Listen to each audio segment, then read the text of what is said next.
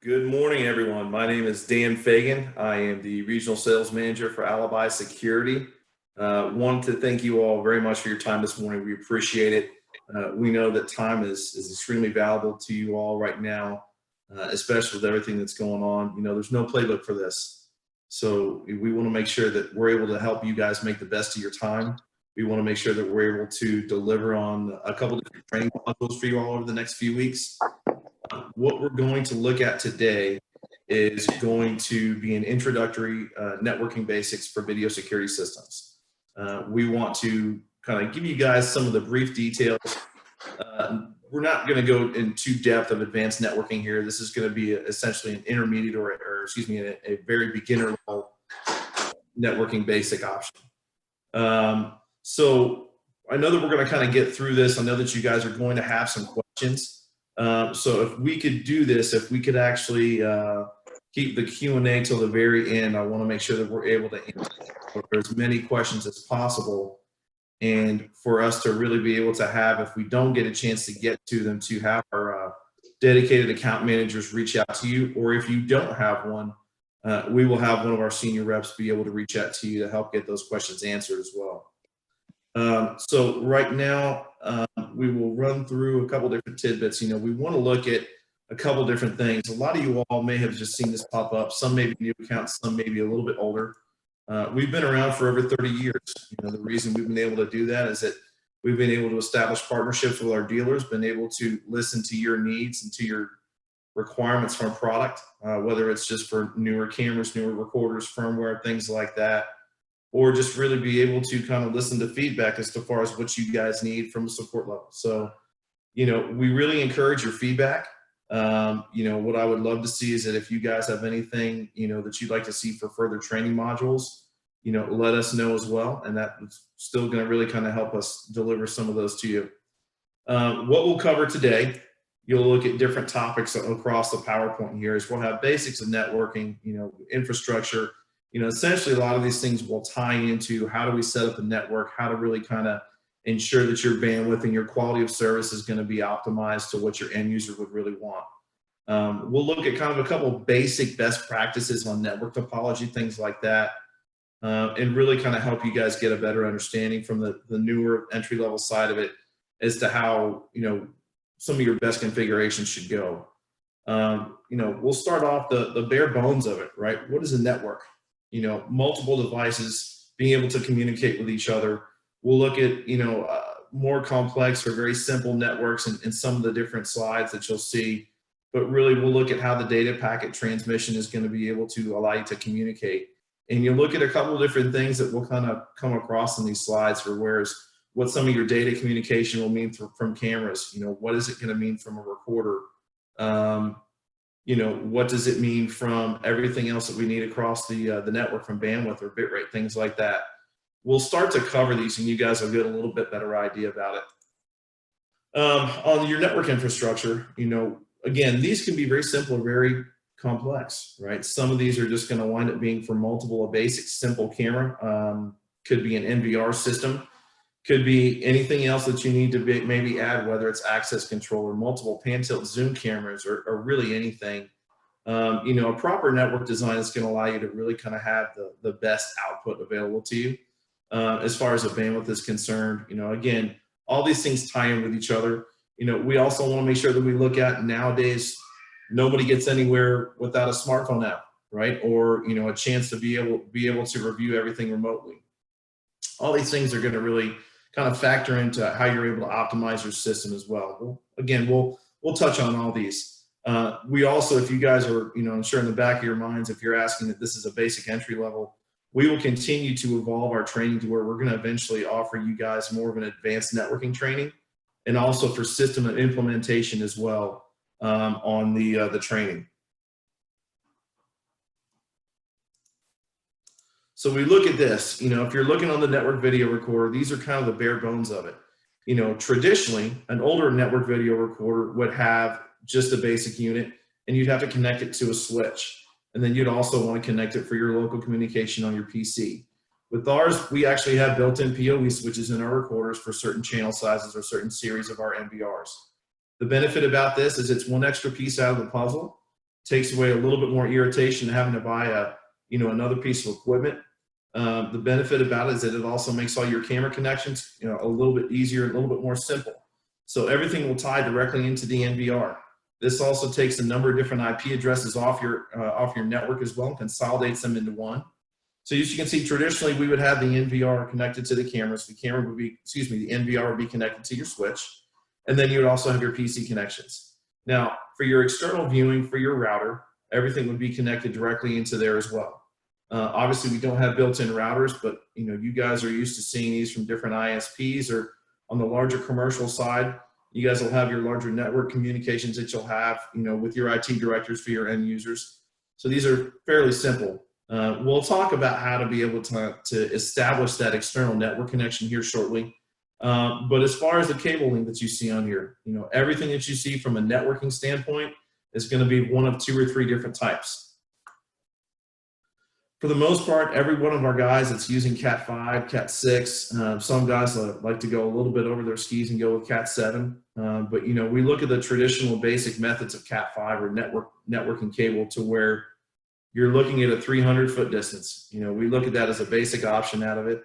Some of the cabling that you're going to wind up seeing will allow you to go other, longer distances. We'll cover other options as well, and a little bit later on to kind of maybe extend those distances as well. But if we look at them, unshielded twisted pair, which is pretty much your most basic bare bone type of a cabling, very simple, no really deterrent for signal interference for a commercial grade install if you're looking between metal pipes or anything like that. And it's not as high of a copper density on the cable. It's not going to allow you to have a little bit better throughput to it. It's pretty much extension for, just basic LAN jumper cables, things like that. Shielded twisted pair, we look at that. It's a little bit more dense cable, a little bit more of a deterrent for, signal interference, things like that. And it is a real overall better quality product. We kind of look at going from Cat 5e, Cat 6, into Cat 7, and the shielded twisted pair is going to allow you to make that little bit better network throughput. It's an overall higher quality as well. And then if you take it a step further, we look at fiber optic cable. One of the benefits, and we'll look at this is really kind of a little bit later on, we will look at the network topology on a system, and that's going to make a very kind of a large part is how we look at kind of really not bottlenecking anything on your networking cable or anything like that. But, we have a lot of guys that do a tremendous amount of, cable running for fiber optic. A lot of guys only do it for, certain jobs, but essentially allows you to have a much longer distance to, your network transmission, allows you to have a much better, much better efficiency on your network cable all the way around. A little bit different consistency as far as the actual, the components of the cable are concerned.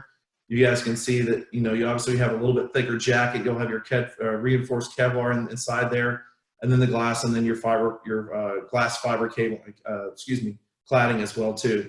So, we kind of really want to, so what's the difference? What's the max distance that we can really run some of these cables? And we'll look through these, and you're looking at basic Cat 5. You are looking at, 300 feet. Everything it's pretty simple as far as to what you're looking at. Other than that, you look at some of your Cat 5, Cat 6, it's really going to be about the same distances. A lot of guys have been able to take some of the Cat 5 cables and then they'll add PoE extenders, which we'll look into here a little bit later on. But really, ultimately, if you need to go a longer distance for a heavier transmission on a network, it needs to be something through a fiber optic cable. Wireless options are a couple different things that we see as well. You'll look at, for us, we use a couple different brands. We'll use either LigoWave or we'll use Ubiquiti. A lot of guys are very familiar with both of them. They're very simple. They make a lot of different options available to you, whether it's wireless transmission, whether it's going to be for cameras, for an NVR, for an HDTVI recorder, or even for something like what we offer on our access control line, which is a PoE-based module. So there's really nothing that you can't transmit directly over wireless communication as far as on the network side is concerned. The majority of what we offer will allow you to do either camera transmission, to establish a Wi-Fi network, or really virtually anything. A couple different things that you guys may want to look at there. Some of the components that you need for the wireless transmission are going to be similar to the same as what you need for a recorder. For remote locations, you're still going to need a switch and a network communication. A lot of times you guys will have to have power requirements, and we'll look into that again a little bit further on down the road. But for the most part, let's say we have a transmitter and a receiver. The receiving side of the wireless transmission piece will require a switch. The switch will need to be connected directly back in your network for you to be able to manually import the cameras on the NVR.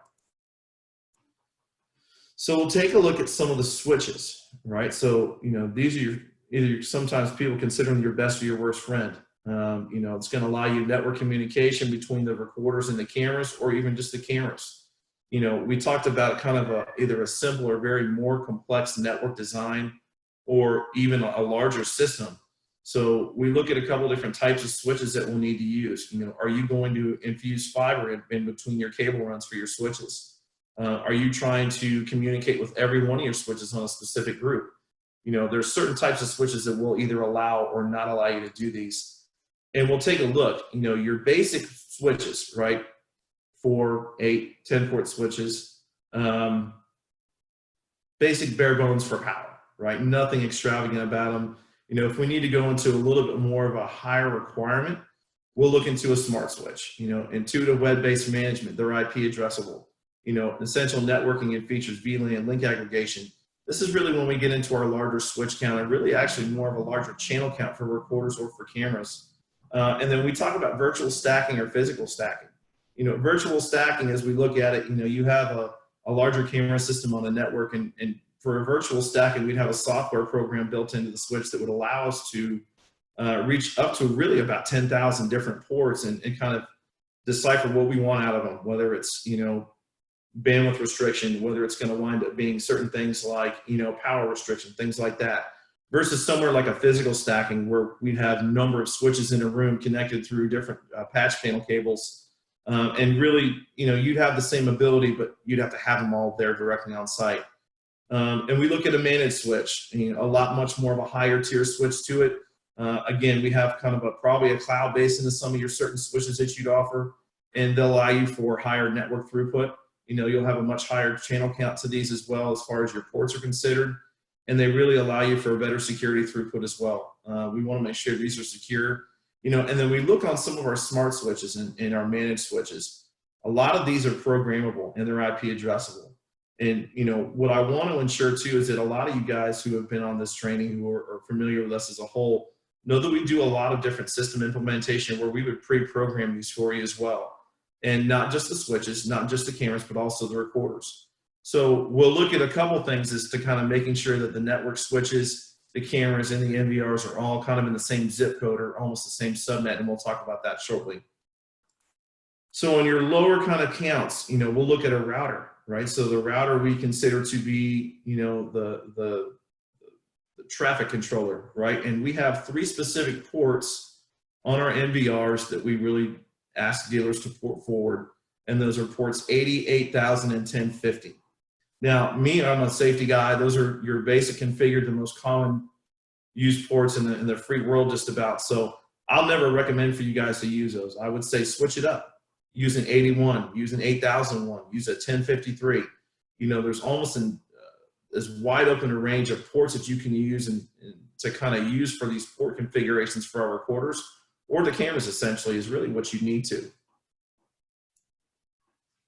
Traffic rules, we'll look at these, and these are very important. Again, these are all terms and kind of understandings that you guys will need to really understand how to implement a better option for your recorder, for your cameras, or whether it's just going to be a total network rollout. So we'll look at TCP and UDP for network transmission, and then you'll see the certain IEE protocols for the cameras as well. A lot of these are simple and basic terms that you'll see from us. Your DNS for phone booking, DDNS, these are all basic options that you guys have seen from our networking protocols built inside our NVR menus. And these are all things that we can also go into greater depth with you guys in another training as well. So again, we have another list of terms that you'll see here, and really some of these are very familiar to you. UDP and TCP. transmitting or just basically sending data out before it's verified. A lot of these things will make sense to you guys. And then we look at IP addressing, right? So IP addressing is a little bit different. It's allowing you to really identify each device on your network. We have a discovery tool that's an alibi power tool that allows you to see virtually any alibi product that's going to be on your network. You'll be able to log directly into the camera or to the NVR, depending on if you've actually got the password to it. Traditionally for you guys that are doing either commercial or residential, you guys will see two different types of IP addresses. We're either looking at static or dynamic. Static IP addresses are usually ones that features these will charge for. They'll usually give you between anywhere from 1 to 5 different IP addresses. And then a dynamic IP address, which is usually the most preferred, unless you actually have the ability for the dynamic IP address. And that's to essentially have it where it's going to randomly pretty much change. You guys will have a lot of dynamic IP address will always pretty much just be assigned right out of the gate. And that's usually what we find that our dealers will deal with. For the most part, we have a couple different types of IP addresses that will show up. Your local IP addresses normally will be in a 192.168 type of an IP address. And we'll show you what a couple different options on classes are. And these should make a little bit more sense to you as far as what you're looking at on types of networks. So your Class A, this is pretty much your most common for your larger scale projects, 1 to 126. So will it be a 10 dot network, anything on that pretty much that IP address range. Your smaller WAN networks, your wide area networks, things like that, it's going to pretty much be your basic, options for a little bit higher intensity than a standard commercial grade. And then we look to our LAN networks, which are local area networks. 192 to 223 is going to essentially be your IP address range. For multicasting addresses, things like that, for multiple networks as well. We'll look at that, from that 223 to 239 range, and then your experimental addresses. Keep in mind too, as we talk again, and I briefly touched on it, but, again, we'll touch on this in a couple other different trainings, but, we can all pre-configure these IP addresses for you to match exactly what your end user, whether it be an IT director, whether it be, an end user or anyone like that has a specified IP address range, we can always pre-configure these devices for you. And we do that, and as well as the switches and the NVRs, to make sure that we really and I talked about that zip code earlier, is that we define these to be able to all communicate on the same subnet. So a lot of times I'll get asked to go out on a job, and it's normally the jobs that I'll get asked to go out on, they're 300, 400, 500 camera jobs, and they may have different switches. They may have different cameras, that are on different IDF closets across the networks. And what I'll need to do is I'll need to make sure that I have my computer, for the most part, on the same subnet address as to what, those switches are for me to be able to communicate with those cameras. So, again, these are all things that you guys are all familiar with. We just want to make sure that you understand the basic terminology of them. And really just what it allows you to be able to do to communicate with these switches or from your different NVRs and cameras as well. So we'll look at our ports. Okay, our ports, virtual connections that allows devices, programs to talk to each other. We kind of briefly talked about this earlier as far as what our normal pre-configured ports would be. We have some of our external IP addresses that would be a little bit different. If you look down there, private network, that's your normal LAN address, your 192.168. Port forwarding would allow you to use a different port, like port 80. Again, I'm not a big fan of using our normal hard-coded ports. So port 81, you see down there the examples, port 81 and port 82. We're able to really take these and give you a little bit more of an unrandomly used port, and to give yourself a little bit more of a network security piece as well. Some of the routers you guys may be familiar with, will offer UPnP, protocol. Our NVRs will have this as an option. Really just depends. The beauty's in the eye of the beholder on this as to how, if you guys want to use this or actively use it or not. My recommendation, if you guys want to keep things to a little bit more consistent level, is to either use some of your odd-end ports. Like I said, don't use 80 or 8,000 or 1050. If you want to switch to a different port so it's a little bit more random. And then we also have a peer-to-peer option. We'll cover that in more network intensive training. That's a little bit more of a higher end deal also for system implementation as well. But the peer-to-peer option allows for basically paper punching on your network. it just allows you to have a little bit cleaner feature to it as well. So as we move on, and this is kind of a bigger deal, so at this point, we look at things like, well, we have our cabling done, we've got our programming done, we know exactly what type of resolution that we need, we know what we're going to need as far as, let's say we have 15 or 20 different users that we know are going to need to be on these systems, whether it's going to be local, external, through our ACMS, which is our client management software. Again, the local browser, maybe you're using the external browser, things like that.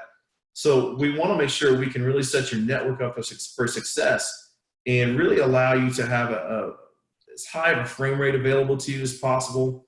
So you'll kind of look at the data transmission rate backwards and forwards that you'll be able to get from the resolutions here. This is a basic chart, but on our NVRs, and again, a lot of you guys that are familiar with this, on our NVR interface, will see that exactly that what we've got on there is usually either a constant or a variable. Now, when you set an NVR resolution up directly through our cameras and our recorders, you'll actually see on the bitrate, it's going to go what the recommended version would be.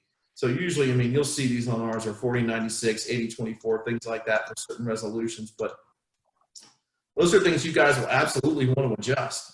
On our NVRs, for example, you'll have the ability to go and adjust every single one of them. Now, I can't speak for every recording software out there, but for the most part, you should really be able to adjust these based on channel. This is a very vital piece of your network ability and really ensuring solid throughput across your system. Now, where you see this come up to be a larger key factor, and is going to be on something really between, your 24, 32, 64, into that range, and it's going to depend really on what your NVR's bandwidth can operate on. So in our NVRs, fortunately, we have a very significant amount of bandwidth that you dealers are able to kind of configure your systems to have a solid throughput on. This comes into play whether it's going to wind up being on your smartphone app, on the local browser, again, on the ACMS. So we want to make sure that you guys are able to really ensure yourselves a solid throughput on it. We look at power over Ethernet. Again, we looked at certain cameras are going to have a little bit different, higher voltage requirements than others. We don't really operate, on a very significantly high voltage for any one of our cameras, with the exception of maybe a PTZ or our Pro Series. We'll cover a little bit more in-depth specs on those particular types of cameras when we look on our sales portion that we'll do for our training on our product line as well, and you'll see kind of what I mean on that. And to touch on it very briefly, so for some of our cameras that we'll have as far as a PTZ camera, you guys are familiar with it. You know that most of the time they're going to have a heater blower. They'll have, obviously 2 or 3 different types of motors. Depending on what the type of zoom is that's built into that PTZ, it'll have a much higher power requirement to it. On our Pro Series cameras that we offer, they will also have built-in heater blowers to them.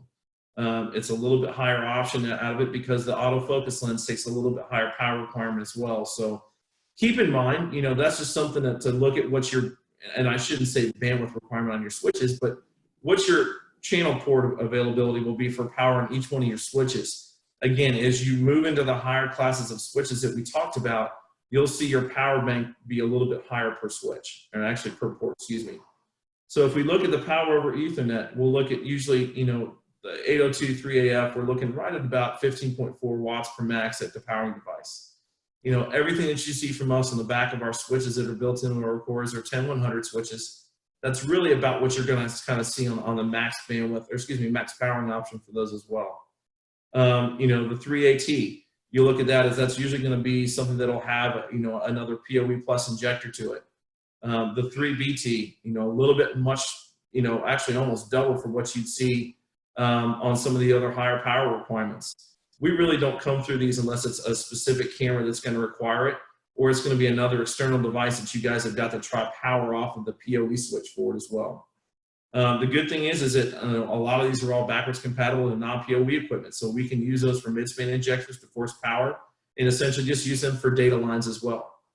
We kind of look at the different classes as well. This is a little bit better breakdown for you guys to kind of keep in there, kind of keep on file, just to give you an idea. But these will really be, pretty much your class 3. Those are your most common options that you'll see. Anywhere from class 2 to class 3 for us is what you're going to see for any one of our cameras or our PTZs that we offer, or our Pro Series. This is a good piece to kind of keep on file for some of you guys that may come across something that you're not familiar with, just to make sure that you've got the basic nomenclature for it. So let's say that we have everything taken care of, right? We've got a couple different cameras that are already run. We have everything lined up as far as, you know, what we need on the NVR side. We've got our cameras, you know, the mapping for the cameras is all taken care of. But we have that one camera line where we're not going to have any power in between, and we can't put a switch there to be able to, you know, extend that that 300-foot distance to it. So we have a couple different options in using a PoE extender. The PoE extenders are a couple different items that we do carry. A lot of other people will carry. Obviously, we'd love for you to buy them from us. But, you know, they're going to allow you to go upwards of 600 to 700 feet. You know, and to really allow you to get those cable distances knocked out that you really have kind of had as a troublesome area for you before. We do offer single channel and multiple channel, you know, units for you to kind of use and configure off of. For us, one thing that I love that our product management team has done, you know, it was a home run for us about almost a year and a half ago, is that our newer series of recorders have all got PoE extenders built into them. Now, the benefit about that is we can actually turn them on and off. You can do it individually by channel. You'll see the actual power embankment that's going to be available to you in our system menu. And again, to keep this kind of concise, you'll see a lot of these programming configurations be available to you in more upcoming trainings as well. But it really makes life very simple. You know, a lot of times if you have to go over that 300-foot distance, you know, you'll look at things that you have to worry about by adding a switch, adding another mid-span injector, and things like that. So what we really wanted to do by adding a PoE extenders built into our NVRs is cut out another piece of equipment that could potentially be a failure along the way. You know, we want to make sure that you guys are adequately stocked as far as what you need for product. We want to make sure that you guys are good to go as far as any questions that you may have on that, on extending the PoE. So, you know, again, keep those in mind when you're kind of starting to do your network topology and you're implementing a product on your mapping for your design for your gear. Your normal requirements on a PoE system, you know, are very basic, right? So we have our switch, we have our NVR, we have our cameras, and then if you look on there, if you look in the very bottom middle piece to it, we could also have to, you know, add on something like an access control device. So I talked earlier to you about maybe, you know, a PoE-based module for access control like what we sell. And again, to kind of throw that out, that access control piece will be another module we will have available to you. But it's all PoE-based. So we have everything that's completely tied in directly onto a switch. We need to make sure that if something were to happen as far as a surge or a lightning storm like what we had here yesterday, you know, that you're going to have that available option to you to really keep those units in hand. So, you know, a universal power supply is going to be one of the most easiest things in the world to buy. They're going to kind of be a little bit different as far as their hierarchy. So you can get a $100, $200 power supply and it'll last you 15 minutes. You know, you can get to some of the rack mountable power supplies we have. You know, those are available to you along with our Middle Atlantic rack product as well. And you'll see that they'll be able to get you through 2 to 3 or 4 hours. You know, some of them, they do get expensive, but it's also going to kind of vary directly with the amount of power time that they're able to give you along with the amount of voltage and the amount of power that you're going to need to get your system taken care of. And that's kind of a basic bare bones feature. A lot of guys that I find out in the field that have, you know, been doing this for a while, they really won't sell a system unless it's got a battery backup to it or if it has a universal power supply along with it. The reason being is that, you know, sometimes some of those power supplies that you see are a little bit more expensive, but, you know, at the same time, they'll save you a lot of trouble out in the field when it comes down in the long run. Hey, Norman, did you send that to me too? Come on, Norman. All right, so if we look at these, you look at some of the different network topology out of these and kind of your network hierarchy. We will look at this and kind of take it from 2 different ways. Right now, what this looks like is a little bit more centric scenario. It's a little bit larger system that you'll find. You know, we can dial this down as much as possible. But we'll look at this from a basic design standpoint.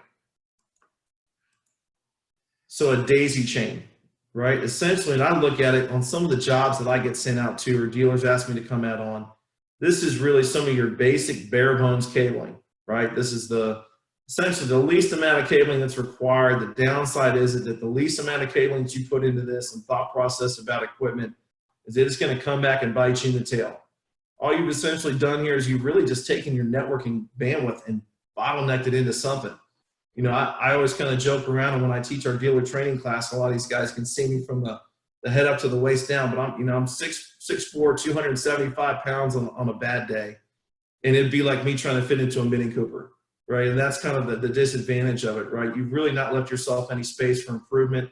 You've closed off a lot of your options for network expansion or camera expansion or NVR expansion, things like that. And it really just bottlenecks you, and that's the basic word for it. So we look at another option that we'll find, and it'll kind of be a mixed topology, right? So we look at this a little bit more of a cabling aspect to it, to where you have a few other different cables run to what you have as an aggregate switch. You know, a lot of this can also kind of involve some of your fiber optic cabling.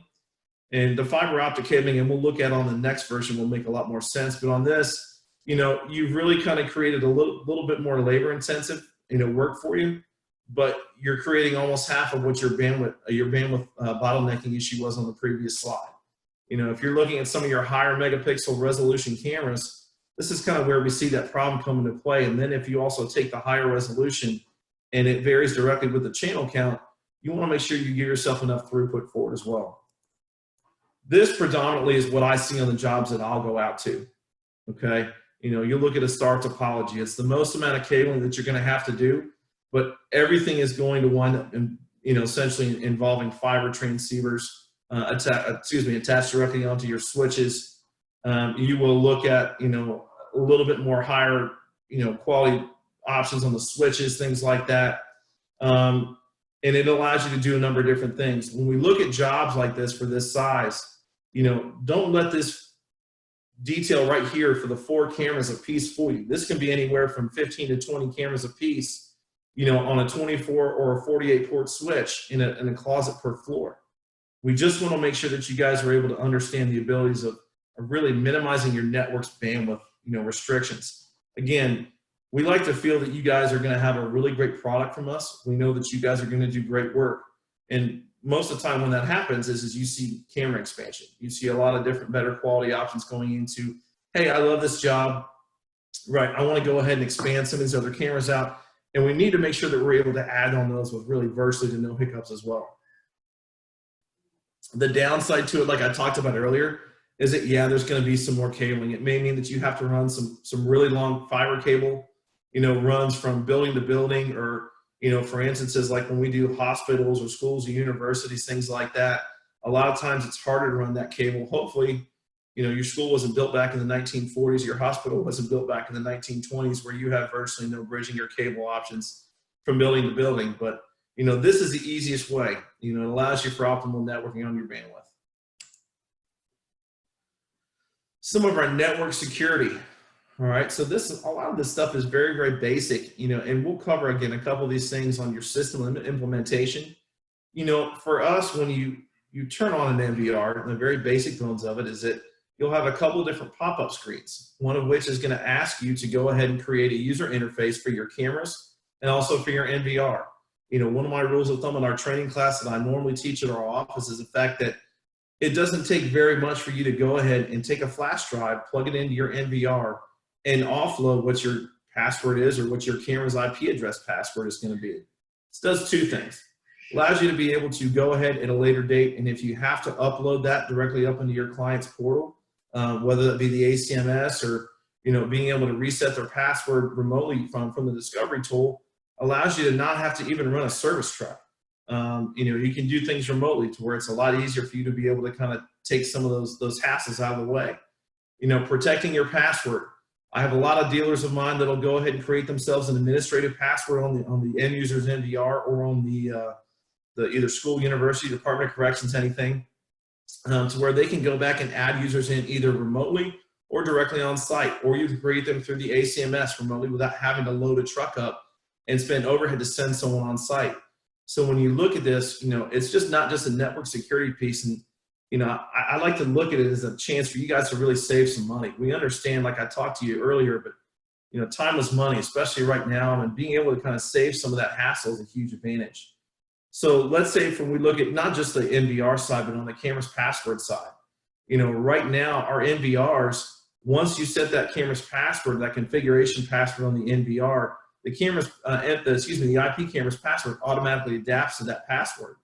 So if somebody comes in and tries to change it, or if you try to use an existing, camera from a separate site, you want to make sure you have all of that data directly on hand to be able to make sure you can save a lot of that time and hassle out of the way. So again, we looked at network security. It's not just from a password standpoint. You want to make sure when you're creating user credentials as far as users on the NVRs or your TVI recorders, things like that, make sure that, when you're looking in and you're adding their credentials as far as what they can and can't access, that you keep an ID on those. You want to make sure that you have a batch of security guards that have camera access to the front PTZ cameras or to the entrance or exits, that you make sure that their password credentials are saved to only give them access to those. Now, if you need to save those or change them immediately and you don't remember the password offhand, that $12 flash drive that you guys have saved up, how handy is that going to be? How handy is that going to be when you can log in remotely without having to run a truck and be able to save those credentials or change them on the fly? The benefit about it is that it's very similar to being directly at the NVR. As soon as you make those settings credentials changed on the NVR remotely, it's there as if you were at the local NVR. So again, a couple things just to kind of keep in mind. Guys, I've been out in the field with you, tons of times. I love having you guys be able to get into a job, get the product outrun, and get in and get out and move on to the next job. You guys are happier that you're not there with troublesome phone calls, or we all have those end users, those IT directors that are just phenomenal to work with. And hopefully you can catch my sarcasm there, but we want to make sure that you guys succeed. And those smaller tips have always been a huge help. I found a lot of dealers. So in your network security, right? So we looked at some of the different firmwares and things like that you'll see from us. And really, virtually anywhere from 9 to 12 months, we'll upload a new firmware for you guys to put up on your credentials for your recorders or for your cameras. We want to make sure that usually you guys have got I think our marketing department does a pretty fantastic job of letting you know of any upcoming products or details or even firmwares that go out. So, usually you'll see that a pretty good heads up notice. And then again, as we look back on the software regularly, we can take that and do that externally. I can't tell you how many of my dealers actually have a 1 or 2 days a month where they'll sit down and some of their clients that they've got set up on an ACMS, they go and they manually update their firmware and they're able to charge a maintenance agreement piece for this to do it. Another piece for you guys to get a recurring monthly revenue option out of it. So, if we look at some of that, it's very simple. Some of your cameras firmware, it's going to be updated just about as much as what our NVR firmware is, even a little bit longer than that. Ports bypass firewall rules, excuse me. We look at some of the port forwarding is necessary for some of that. We don't have any firewalls directly for our recorders. They're very simple to network. The only time that you'll really see kind of a firewall rule that'll pop up is if you're on a more extensive job, if it's for a larger commercial area. A lot of times, and I shouldn't say that, that's actually me assuming, but from what I've been accustomed to, it's usually normally Department of Corrections, things like that, schools, universities, hospitals, government buildings, agencies, things like that. So we're pretty simple. We are not going to have any specific firewall rule for you to follow in order to be able to get on that network. Storage considerations. We have a couple different types. That we have obviously our hardware that's an internal allotment, which will be our hard drives that we install for you guys. We have a lot of dealers that have larger projects that will go into network attached or NOS device, so network attached storage devices. The benefit about that is you're able to do external groupings or external offloadings or batch configurations. Again, that'll also be another training that we'll cover for a more advanced topic. And that's also going to be involved in some of our ACMS training as well. But the benefit is that our NVR firmware will allow you to offload directly to an IP addressable unit. You'll establish the IP address, you program the port, and then you choose exactly which hard drive bays or which cameras that you wanted to offload onto that NOS device for another secondary storage piece. The benefit about that is that it's very simple. It's IP addressable, and it takes really 5 to 10 minutes to get done. Our tech support team can walk you right through it. And edge storage, right? So it's a little bit different. All of our IP cameras that we have, you guys will find that they'll have an SD card slot to it.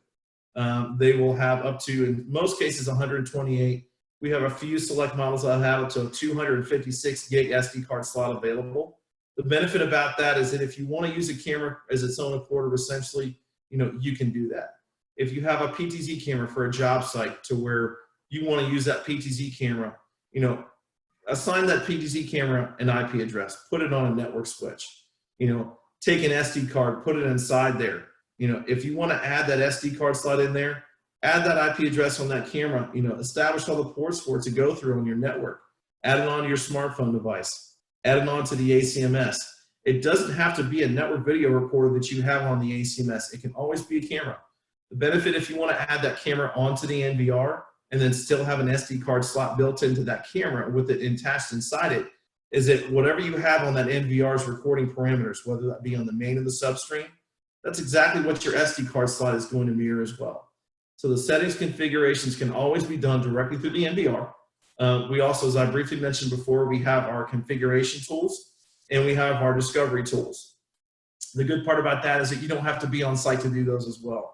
If you need to configure the SD card slot remotely, have at it, go to town. You can do that without having to roll a truck to the cameras and be able to have someone out there up on a ladder, configure that device or at the local NVR. I'm a big fan of the edge storage device, right? I mean, you guys are able to find a pretty high quality 128 gig SD card for virtually nothing. There's no harm, no foul in having a secondary method of recording based on the camera. It really allows you another chance to kind of troubleshoot. Do we find that a lot of guys will choose to use these a lot out in the field? Yeah, I've got a pretty good amount of dealers that like them. Sometimes your end users are going to be very cognizant or very fearful of someone taking their recorder, right? We've all had that end user, that residential user, or a gas station, smaller commercial guy that say, oh, they're going to come in and steal my NVR. Has that really happened? Very, very, very rarely do I ever see that happen. I've been with our company 10 or 11, at this point, I can't even remember how long I've been here, but, I think probably 4 or 5 times I've ever seen that. And that was because someone went on a rampage because they knew where everything was and it was an internally done job. So it's a nice backbone to have in there to add a little bit more support on there. And then when we look at kind of storage tips, some of these times when we're looking at these jobs, I come up and see some of these data closets, right? There's a little bit to be desired as to how some of your spider cabling gets done and some of this stuff, it looks like a bad hair day, but for the most part, dealers are very aware of what you want to have from NVR storage, whether it's, an NVR, a switch, right? We want to have, or a, KVM switch, things like that. We want to make sure that everything that you have in the NVR is stored in the right spot. Make it an area that's very conducive for external or really kind of a lengthened use out of it. These recorders are running constantly. It's not just if you've got things set to motion detection or constant recording or anything like that. These are drives that are constantly recording. And your NVR is constantly sending or receiving bandwidth or network traffic along it as well. So you don't want it in a spot where you can kick it. You don't want it in a spot where it can be thrown, dropped, kicked, or pushed, anything like that. Pretty simple, right? I mean, you guys would say that, but I've been on a lot of jobs where people have had it on the floor up above a panel ceiling, and it's a 32-channel recorder. And I walk in there and I hold my tongue a little bit and I say, all right, well, I'll see you in another 6 months when this falls and hits somebody. So we also want to make sure that if you guys are going to look at your secondary methods of storage, make sure that those are the same thing. If we look at, your NOS devices, your network attached storage, those are usually going to be rack mountable, right? So make sure those are usually in the same places with the NVR's at. If you have RAID storage or requirements for that, make sure that you let us know ahead of time. The RAID storage is an option that we can configure for you, based on what your requirements are for spare drives, hot swappable drives, things like that. These are all questions and things that I know that'll pop up, but these are all things that we can kind of help you pre-configure as well.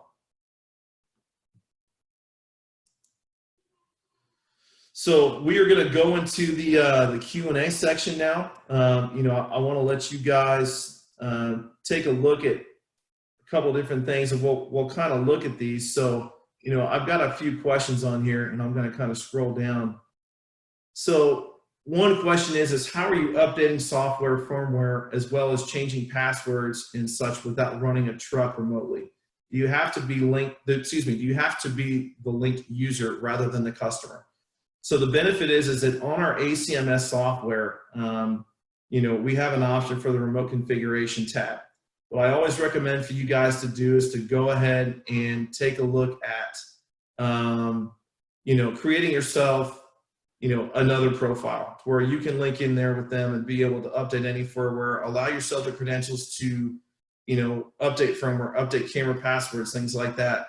On the ACMS tab, and again, the ACMS is going to be a whole other training in itself, but you can log into the remote configuration tab, do all that, and it's pretty much simple. The only thing that you really can't do on the ACMS, and this is by design, is to change port configuration. The reason behind that is that you don't really want to lose anything on there as to, network connectivity. When you update a firmware, whether it's going to be for the camera or for the recorder, it will automatically reset and then reboot right back up. So another question that I have on here is, do we have an available PoE access control module for already or possibly coming? So one thing that we do have is we have an Infinius access control line. That is a PoE-based access control module. It will be another training that we'll be offering as well. And my counterpart in Infinius, Richard Royal, will be assisting in that training. To kind of go into it very, very briefly, I love it. It's PoE based. I'm a spoiled network brat, as you guys can imagine, with some of the dealers that I deal with. It's an IP addressable unit that's really probably about this big. It's about the pack of maybe the size of a pack of cigarettes, maybe an older pack of baseball cards, things like that. But it's simple. It's an edge device. Your storage credentials are set directly there on the device as well. One of the reasons that I love it as well too is, as you guys are all very familiar with us, is that one of our biggest options that we've just recently offloaded is our Alibi Cloud VS, which is an unbelievable option for you guys to be able to create an RMR piece, residual monthly revenue for you guys to see in its mailbox money. Well, Infinius actually has that as well. It's an IP addressable based unit. You're always going to have that cloud option that you can host as well. Very little overhead for you guys to have to worry about, and it's another way for you guys just to really kind of get that mail money coming in very consistently. So another question, what is better to set for bitrate, constant or variable, and why? For the most part, it's going to depend on your resolution. It's going to depend on your network. It's really just going to depend on what your ability is on there. Right off the bat, you'll see where, the NVR firmware that we have is going to either assign it, automatically right off to, for example, like a 4096 or 8024 or a little bit higher rate version than that. And that's pretty much going to wind up being a constant. Variable, it can change if you're looking at certain things like network traffic, what you don't want to have after that. You want to make sure that you get something that's very, very simple and very constant. That's what it operates off of. So I'd have to probably say more towards constant. So another question, how important are VLANs when you are not connecting to the back of the PoE port in the NVR? More for a larger distributed system with cameras connected to switches away from NVR. So, a lot of times for the most larger systems, we never really see them connected to the back of the NVR. Some of our larger NVRs will have multiple network ports for you to attach to in the back. Sometimes you can actually segment those to really divert network traffic from your troubled areas or not. This really just depends on what you want to have it set up. Again, this is all stuff that we can help you out with on your system implementation. That's the benefit. Every one of our our sales reps has been able to kind of design a lot of these larger systems as part of their training. So, and if you need me to help you out with that on some of your larger training deals, I'm more than happy. It's a very simple, very easy way to get caught up in it is thinking the job is too difficult. For the most part, we looked at that network topology where for the most, you really won't even see any of the switches connected to the back of the PoE port in the NVR.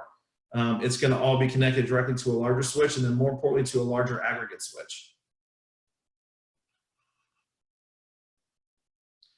Should we be using H.265 Plus or H.265? Pros and cons. So, I'll be honest with you, it just depends. H.265 and H.265 Plus are a little bit different. I like to use H.265 Plus on certain jobs where I'm going to have analytics used in the cameras. The benefit about an H.265 or an H.265 Plus is that it is light years ahead of where we were 2 years ago from the H.264 formatting, right? So, if we look at your processing on an H.264 versus H.265, H.265 is allegedly it's about 50% less on bandwidth, 50% less on storage configuration.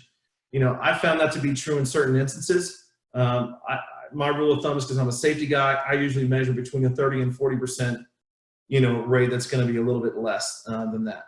So that's my recommendation to you. Either which way, it's going to be fine. Our camera formats and the ones that we offer now, either which way, the cameras are going to really rock. It's not going to have any issues between the two of them. Another question is there a link to PDF bitrate chart? What I don't have right now is I don't have that link to the PDF bitrate chart. But what our product management team and I have been working on is a PDF bitrate chart that's going to essentially be based on our camera resolution. I'll get with one of our product managers that I've been working with specifically on that and see if we can't get you a specific timeline on that or get you availability for that as well.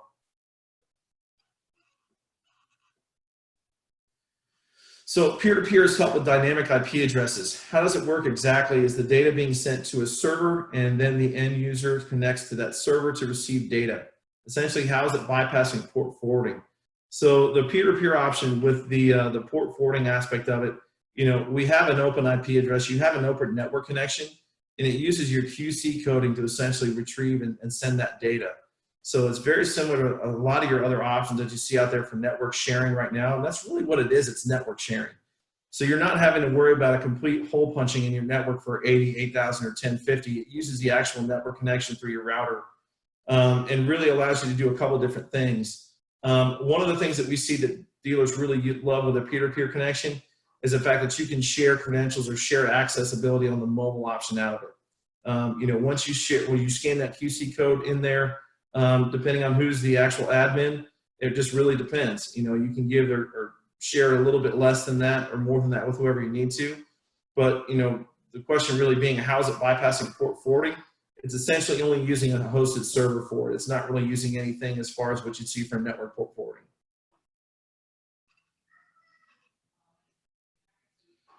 When port forwarding, which is better to use, UDP or TCP, excuse me? It's going to depend on your network. It really depends on how much data you've got to send automatically without verifying it. So it's going to really depend on what you've got. If it's a larger commercial job where you have a pretty exponentially large bandwidth to be able to operate off of, it's not really going to matter. It's going to be in the eye of the beholder. What I would recommend to do is I would recommend to either get me on the phone with the IT director or with your end user, or get your dedicated sales manager on the phone as well. And we can kind of help walk you through exactly as to what your bandwidth allotments are on there. And one thing that I really should have touched on before earlier and that I missed, and I apologize for that, is that one of the main concerns that we get from a lot of dealers, and it's a lot of guys who are given misinformation, and you can probably understand where I'm going, is that your end users have a very fairy tale ideal or belief as far as what their network speed is. They're going to tell you they have all the network speed in the world until you run a speed test, and then you see exactly what they're working with. And I'm not talking on Wi-Fi, I'm talking a hardline coded, connection. One of the things, and I always recommend for guys to download these two things, is our discovery tool and our storage and bandwidth calculator tool. Our bandwidth calculator tool is going to give you our exact resolution, our exact bit rate, and what it's going to be recommended to be at as far as what you're going to look at. If you need to go with a 2 megapixel resolution versus a 4, or a 4 versus a 6, or maybe you have all the free bandwidth in the world that you can go directly up to an 8, it's going to tell you exactly what the bandwidth requirements are going to be from the recorder. And you can kind of really just vice versa these off each other, right? So maybe some instances, if you have a limited bandwidth, you need to go with a 2 megapixel versus a 4. Maybe on some larger areas, because you need the identification from the, without a digital enhancement or verification, you need the outright quality picture. You go with the 8. Well, that tool is going to allow you to really see exactly what your bit rates are going to give you from the bandwidth side of it. And that's another thing I should have mentioned earlier on the question about bit rate, is that you'll get exact configurations on these. We really want you to have these tools to be able to custom configure these designs and make sure you're covered all the way across the board.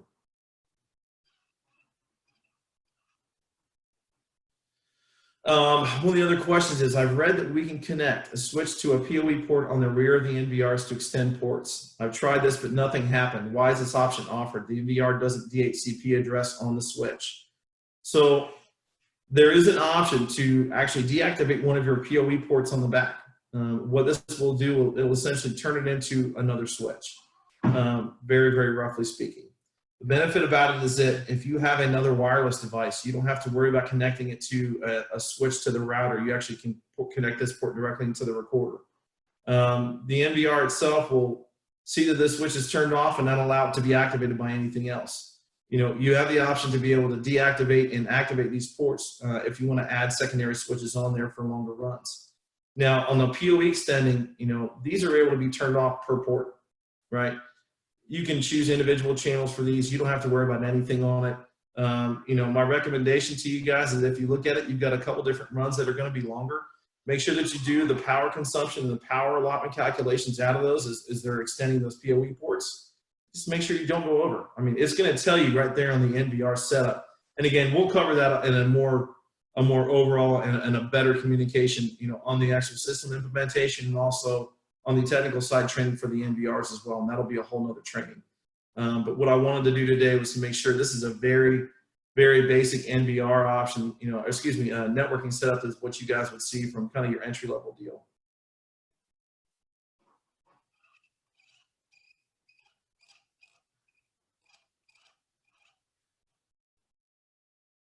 Let's see.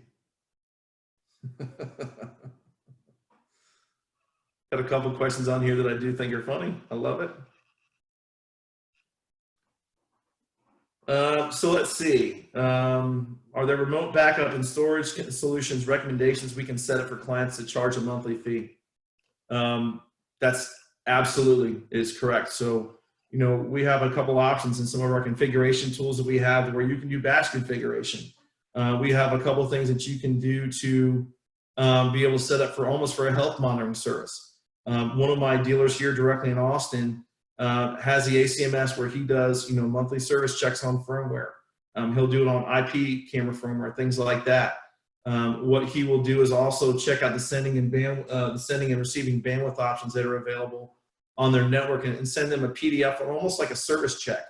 One thing that you guys also have available to you is that you have log exceptions that you can check and actually have reports sent about it as well. You know, those log exceptions can be anything from hard drive failures. You know, is a certain camera, you know, triggering analytics at a very high rate versus one of the others? Things like that. You know, if there are questions that we, you know, that we come up with on some of the health monitoring services and things like that, you know, reach out to your dedicated sales manager and we can get, you know, really the best way possible to help you get a custom configuration services. But to get on the remote backup, one thing to touch on that very briefly is that on the remote backup, depending on what your quality is going to wind up being on the video and the amount of video that you're going to have, obviously you guys are going to want to choose to do that on off-peak hours, right? So, you know, 1:30, 2:30, 3:30, 4:30, 5 o'clock in the morning before things really kind of get up and running, because it's going to take a significant amount of bandwidth to really storage time to be able to get that sent over. So let's see. How do we figure SD cards and cameras? Can you give a class on this? So this will be another option that we'll have on some of our advanced features. We will include this in some of the options on the extended classes as well. But it's very simple. You can actually do it directly through the NVR's local menu. You can do it through the batch configuration tool as well. Takes probably about 5 minutes per camera, if that, just to make sure that you see it recording. You go through it, activate it, format. So it's very simple, very, very quick. Is configuration different when setting up NVR IP cameras using wireless antennas? So that's a kind of a two-part question. So what will happen is that on your NVR, as you actually have the wireless antennas, and you bring in these IP camera addresses manually directly onto the recorder. Normally on the camera IP menu, you'll see every camera that's hard-coded, and excuse me, I shouldn't say hard-coded, but hard connected to the back of the PoE switch in the back of the NVR. Underneath that menu, if you have those wireless IP cameras connected directly to one of those ports that you maybe deactivated, as we talked about earlier, you'll see a list of IP addresses that'll be in the very bottom. So all we have to do is to essentially add those on manually, and it's going to go and ping it directly up into your channel count automatically. Can you send me some info on remote access, things like updating software, firmware, password management, etc.? We can definitely do that. A lot of that stuff is available now on some of our YouTube pages and things like that. And that's one of the things that I really recommend to you guys is, not just to kind of segue to that, but, our marketing team does what I feel to be a very, very fantastic job on updating content and product to our YouTube page and our Alibi security channel virtually once, sometimes twice a week. When you guys get a subscription that you've activated for our YouTube channel, a lot of times you'll get a notification, just like my son is all over the place with YouTube. This is the prototypical deal where he has his 5 channels that he probably watches, and we get notifications on content, which we want. You guys will get the same thing on this. You guys will be known when, firmware updates, updates on the smartphone programming, things like that, how to set some of our Illuminite cameras, the PoE, excuse me, not the PoE, but the camera management page on how to set the schedule up on that. So a lot of that stuff is currently up there. I challenge you guys to go ahead and see exactly how many of you can get that link signed up here today and really actively search that content. I can't tell you how many guys I have that are dealers that have been, installers for 5, 10, 15 years. It's something they just get frozen around something because they're so aggravated and they're like, I know how to do this. I've done it a million times. Well, we've already got it for you on the YouTube page. Just take a minute, look at it. You'll be able to see exactly how to get it done. I will tell you that there's a page on there called Hulk Smash I'm not very proud of. It was a very lapse in judgment on me where I threw my wife's space heater in our front yard. Our marketing team thought it would be very funny to watch me throw it. But there's a lot of other videos as well too that you'll see up there on certain types of resolution. And then, we're going to also go, like I said, on some of the updating software, firmware, password management, a lot of that stuff to get back to that. We're going to have another in-depth training that'll cover all those as well.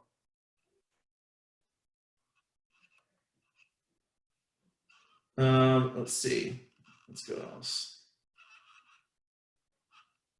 Should I retrofit my SIG 365 with a safety or just buy one with a safety? So this is a question from someone that knows that I'm somewhat of a gun fanatic, so we're not going to go into that. Do you use PuTTY to configure? We have a couple guys that use PuTTY around it for the most part. I don't recommend to do it. It dries out, it gets brittle.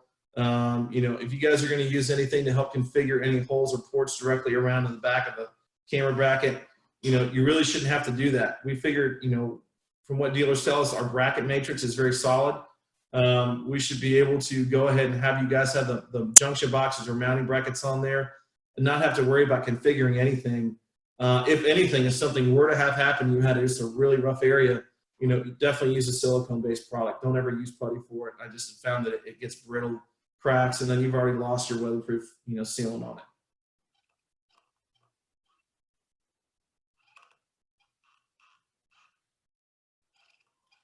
So let's see. That pretty much is it, guys. So, I want to, I want to let you guys know that, for one, you have my email address here. I don't mind answering any questions that you guys have. My boss will tell you the same thing. My email address, I answer emails probably 200-300 a day from dealers that either are on my normal account set list or dealers that I've just done business with in the past. I'd love to help you guys out, man. I love, I've been on all 3 sides of the tables where I've had a business, I've done installation, and now I'm on this side. So I want to make sure that you guys succeed. I want to make sure that you guys have all the tools necessary for it, and really just to make sure that overall you guys are able to, to deliver as promised and help you check all the boxes. So the other thing is that, our YouTube page, we have 175 plus, excuse me, I can't even talk, 175 plus videos available on there. They're going to be anything like I talked about, from networking, port forwarding, setting up a smartphone app, me throwing a space heater in my front yard, a guy jumping in a trash can as he's being chased from the police, people forging or stopping armed robberies, things like that. So these are all great videos, not just for you guys to help your techs out or answer questions, but to also kind of give to your end user. And so, hey, here's the solid product as to what we're going to look at. Here's kind of what some of the videos have looked like out in the field. And if you guys need demos, go ahead and let's contact your end users, or excuse me, your dedicated account managers. For those of you that are new and you don't have a dedicated account manager yet, we're going to reach out to you and we're going to assign one to you that's one of our seasoned vets. Our dedicated account managers have no less than 7 years tenure. We have guys that have been here for 15 plus years. So we don't leave, we stay. We love the product, we love the content we're delivering to you guys. and we love our interaction with you guys as partners to make sure that we can help you succeed. You know, and I would love to leave you some of the questions from some of those guys that have been with me for years that are sending me questions on my Q&A section there. I love you guys. I really appreciate it. More importantly, we appreciate your time as partners with us. Again, let us know how we can help you potentially grow your business in exponential formats. And please, any questions that weren't answered, there weren't any that I did see on there, we will reach out to you directly and make sure that we give you the content that you need available, okay? Thank you all very much for your time. Please let us know how we can help you get through this and really be able to help you deliver on anything else as well. Thanks again, guys.